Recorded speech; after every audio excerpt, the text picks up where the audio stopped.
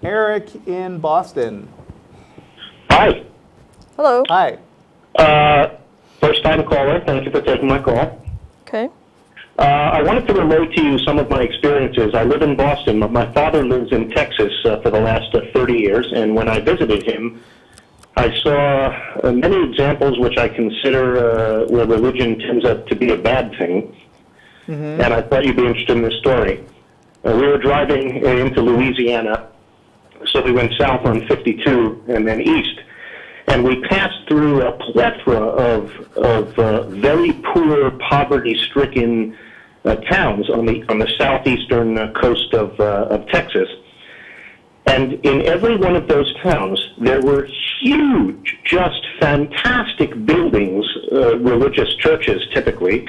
And I felt that when they were in proximity with the people next to them who were living in trailer houses, and the whole city was in a state of poverty, it was an interesting contrast that I began discussing with my father and my wife, who were in the car at the time.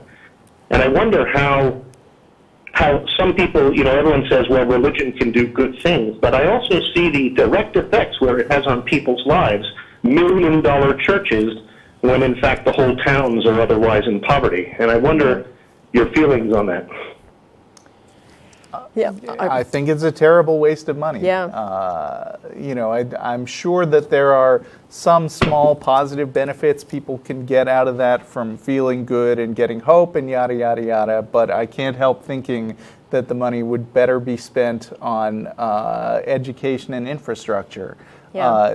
Ways to help people tangibly, because there's a finite amount of money in any given community, and it just seems not a very efficient use of resources. Yeah. Yeah, that was one clear example in my mind that I always try to discuss with my friends about some of the harms that religion can do. But if you have time for a second example, I have one that's a little more poignant. Okay. Okay. There's this TV show that my daughter likes to watch. It involves, I don't want to say the name, I don't know what your liabilities are, but it involves a person claiming to be a medium in New York. Okay. And is it medium? Yeah. Okay. So Wow, that was a leap. Yeah. So it's not strictly religion-based, but it does deal with people, spirits, and Right. talking Supernatural. people. Yeah. Right. And my daughter likes it because she finds it entertaining. And for months I was watching the show just in the back room. I heard the sounds and stuff. And the medium would generally say, "Oh, your brother loves you," or "He wants you to know he's doing okay." And I found that statements like that were okay. I mean, they didn't really do any harm. But then there was a story about a woman whose brother may or may not have committed suicide. The brother definitely passed.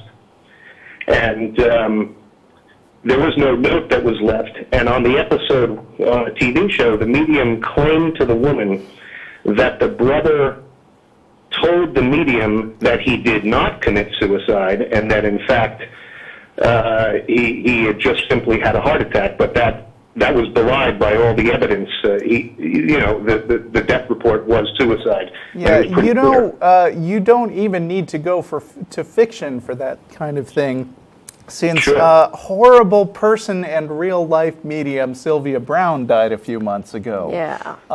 Sylvia Browne, of course, had been asked on an interview if she had predicted when she would die, and she said, 10 years from now. So I think there's no question that she was a fake psychic, but she went around convincing the police and people that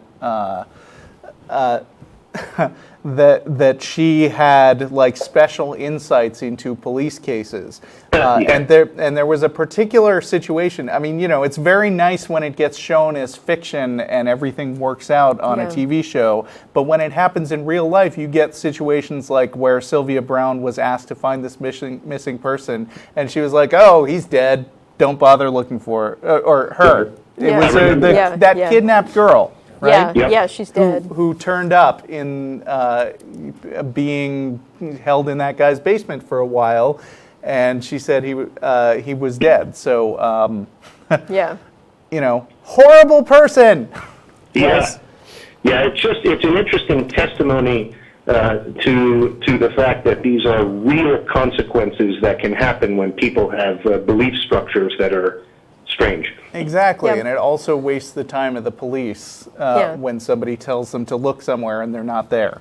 And it's an example of the general harm that's done when people believe things that there's no evidence for.